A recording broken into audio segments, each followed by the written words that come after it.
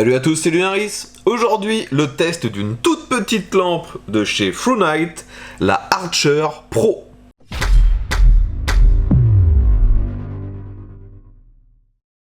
Les amis, si vous suivez régulièrement mes tests de lampes, vous avez peut-être déjà vu il y a environ un an le test d'une toute petite lampe, la Frunite Archer Mini. Aujourd'hui, on est sur une lampe avec le même format. Vous voyez que c'est une lampe très compacte, considérée donc dans la gamme EDC, Everyday Carry. C'est quelque chose qu'on peut avoir en permanence sur soi, c'est vraiment très très compact. Sauf que la Mini était, comme son nom l'indique, vraiment minuscule.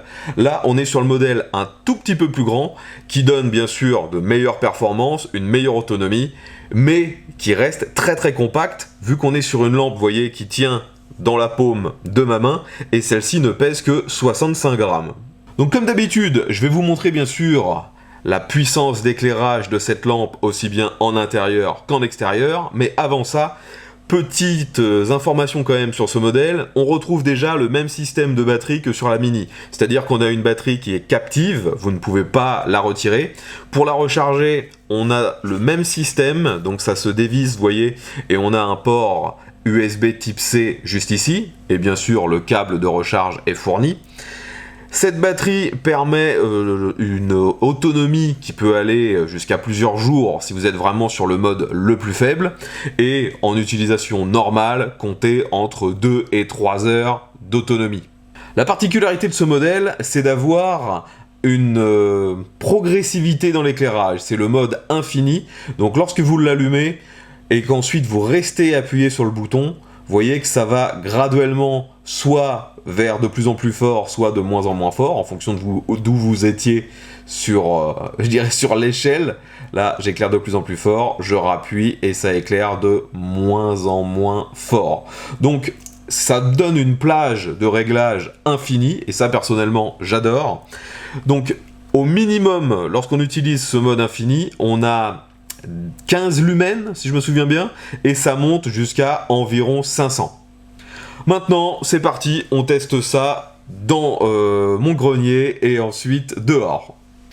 Donc là, je suis avec le mode le plus faible. Concrètement, déjà, avec ce mode, eh ben, on a un éclairage parfaitement suffisant dans une utilisation normale d'une petite lampe, hein. Quand vous avez besoin simplement de retrouver quelque chose, de rallumer un disjoncteur ou changer un fusible, c'est déjà bien suffisant. On va changer les performances, donc je reste appuyé sur le bouton, et vous voyez que graduellement l'éclairage devient de plus en plus fort, jusqu'au moment où ça clignote, et ça m'indique que je suis arrivé au maximum du mode progressif. Donc c'est le mode qui s'appelle Infinity. Donc maintenant, on a un peu moins de 500 lumens, et à la caméra, la différence est flagrante. Là, on voit super bien dans la pièce, et si nécessaire, on peut même lancer le mode turbo. Pour ça, il faut appuyer 2 fois, et là, à l'œil nu, c'est vraiment plus brillant, mais à la caméra, par contre, je suis pas sûr que vous voyez une énorme différence entre le mode 500 lumens et le mode 1000 lumens. Alors le mode 1000 lumens, hein, la caméra n'est pas capable de le tenir pendant très longtemps. De mémoire, elle le tient pendant 1 minute, et ensuite, graduellement, ça va redescendre jusqu'à 200 lumens. Et déjà, là, au bout de quelques secondes, je sens que la caméra commence, la lampe commence un peu à chauffer. Donc c'est vraiment un éclairage hyper puissant pour visualiser quelque chose, mais ça doit rester bref. Maintenant, je peux vous montrer aussi le mode dit Firefly. Donc c'est vraiment un éclairage extrêmement faible, mais l'avantage c'est que ce mode ne consomme que très peu de batterie. Je crois qu'on a plusieurs dizaines de jours d'autonomie lorsqu'on est dans ce mode Firefly. Donc finalement, vous avez toujours suffisamment de batterie pour s'éclairer avec ça. Même si vous ne pouvez plus éclairer autrement, vous avez toujours un minimum d'éclairage. Allez, je reviens sur le mode normal. Pardon, j'ai appuyé 3 fois, et 3 fois, vous voyez que c'est le mode stroboscopique. Il y a ça aussi. Donc je rallume normalement, et je me remets graduellement sur le mode faible. Donc vous voyez qu'en intérieur, c'est très satisfaisant. Maintenant, on va essayer ça en extérieur. Maintenant, vous voyez, donc même test que pour les autres lampes, hein.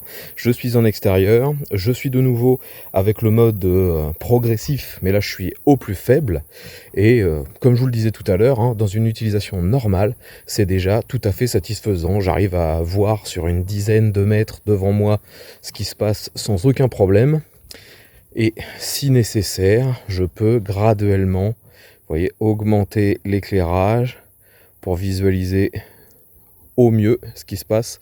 Donc là, les voitures sont à une vingtaine de mètres de moi, vingtaine, trentaine, j'avoue que c'est toujours difficile d'évaluer les distances. Et on arrive parfaitement bien à éclairer. Donc pour vous remontrer la différence, hein, j'enlève l'éclairage, je le remets. Et là, je suis avec l'éclairage donc progressif au maximum, ce qui donne environ 500 lumens. Et de nouveau, si j'ai envie ponctuellement de mettre le mode turbo, ça éclaire encore mieux. Mais de nouveau, je le précise, hein, à la caméra, c'est pas forcément très très visible.